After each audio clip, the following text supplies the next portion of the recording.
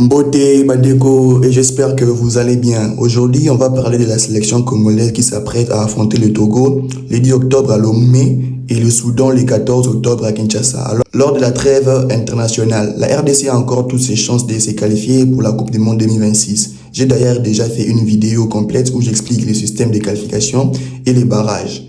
Elle est disponible sur la chaîne, donc n'hésitez pas à vous abonner et à liker pour ne rien rater. Restez bien jusqu'à la fin parce que Sébastien Desabre a réservé une petite surprise dans cette liste. Et attention, pour continuer à rêver, les Léopards doivent absolument gagner ces deux matchs à Lomé et à Kinshasa. Alors, sans plus tarder, découvrons ensemble la liste de joueurs convoqués. On commence par les gardiens. Nous avons Fayulu, Mpassi, Berto.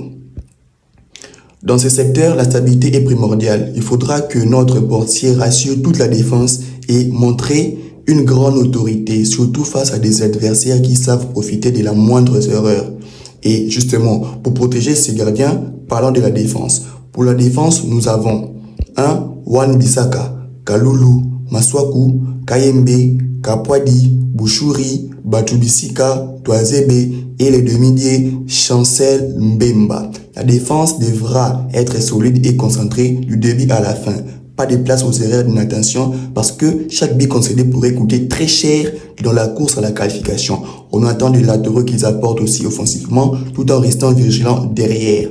Mais une bonne défense ne suffit pas. Il faut aussi un milieu qui tienne la baraque. Pour le milieu, nous avons Sadiki, Kayembe, Mutusami, Piquel, Mukua, Théo Bongonda, Meshakelia, Diangana, Mboku. Le milieu de terrain sera la clé du jeu. C'est lui qui doit faire le lien entre la défense et l'attaque, contrôler les risques et imposer le tempo. Si les milieux parviennent à garder la possession et à distribuer proprement, la RDC aura de grandes chances de dominer ces matchs. Et bien sûr, tout cela doit se concrétiser devant. En attaque, nous avons Fiston Mayele, Essende, Bakambu et enfin Pouloulou. C'était la surprise que nous a réservé Sébastien Desabre.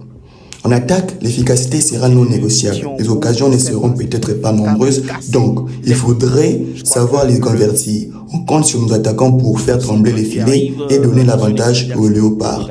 En résumé, chaque secteur de jeu aura un rôle crucial. Si les gardiens restent solides, si la défense ne laisse rien passer, si les milieux imposent son rythme et l'attaque concrétise, la RDC peut parfaitement remporter ces deux rencontres face au Togo et au Soudan et continuer à croire à la qualification pour la Coupe du Monde.